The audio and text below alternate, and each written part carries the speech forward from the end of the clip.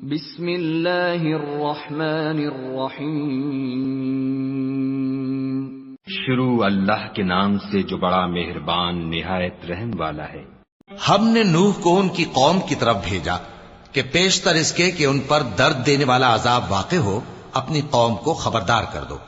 انہوں نے کہا کہ بھائیو، میں تم کو کھلے طور پر خبردار کرتا ہوں کہ اللہ کی عبادت کرو اور اس سے ڈرو اور میرا کہا مانو، وہ تمہارے گناہ بخش دے گا اور موت کے وقت مقرر تک تم کو مہلت عطا کرے گا۔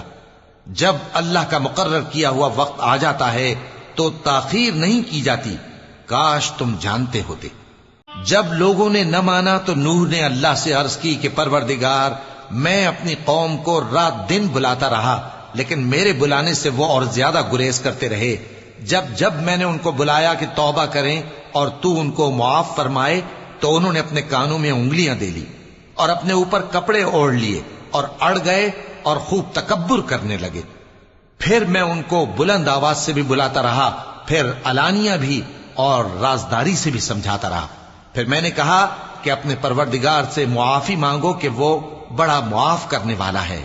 وہ تم پر آسمان سے موسلا دھار میں برسائے گا اور تمہارے مال اور بیٹوں میں اضافہ کرے گا اور تمہیں باغ عطا کرے گا اور ان میں تمہارے لیے نہریں بہا دے گا۔ تم کو کیا ہوا ہے کہ تم اللہ کی عظمت کا اعتقاد نہیں رکھتے، حالانکہ اس نے تم کو طرح طرح کی حالتوں میں پیدا کیا ہے؟ کیا تم نے نہیں دیکھا کہ اللہ نے 7 آسمان کیسے اوپر تلے بنائے ہیں اور چاند کو ان میں روشن بنایا ہے اور سورج کو چراغ بنا دیا ہے؟ اور اللہ ہی نے تم کو زمین سے ایک خاص طرح سے پیدا کیا ہے، پھر اسی میں تمہیں وہ لوٹا دے گا اور اسی سے تم کو نکال کھڑا کرے گا۔ اور اللہ ہی نے زمین کو تمہارے لیے فرش بنایا تاکہ اس کے بڑے بڑے کشادہ رستوں میں چلو پھرو۔ آخر میں نوح نے عرض کی کہ میرے پروردگار، یہ لوگ میرے کہنے پر نہیں چلے اور ایسوں کے تابع ہوئے ہیں جن کو ان کے مال اور اولاد نے نقصان کے سوا کچھ فائدہ نہ دیا، اور وہ بڑی بڑی چالیں چلے اور کہنے لگے کہ اپنے معبودوں کو ہرگز نہ چھوڑنا، اور ود اور سوا اور یغوث اور یعوق اور نصر کو کبھی نہ چھوڑنا۔ اور اے پروردگار، انہوں نے بہت لوگوں کو گمراہ کر دیا ہے، اور تو ان ظالموں کو اور زیادہ گمراہ کر دے۔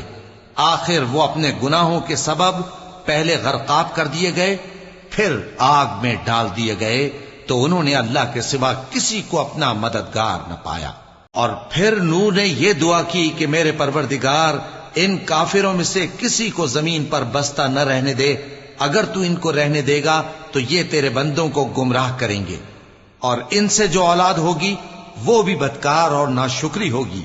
اے میرے پروردگار، مجھ کو اور میرے ماں باپ کو اور جو ایمان لا کر میرے گھر میں آئے اس کو اور تمام ایمان والے مردوں اور ایمان والی عورتوں کو معاف فرما، اور ظالم لوگوں کے لیے اور زیادہ تباہی بڑھا۔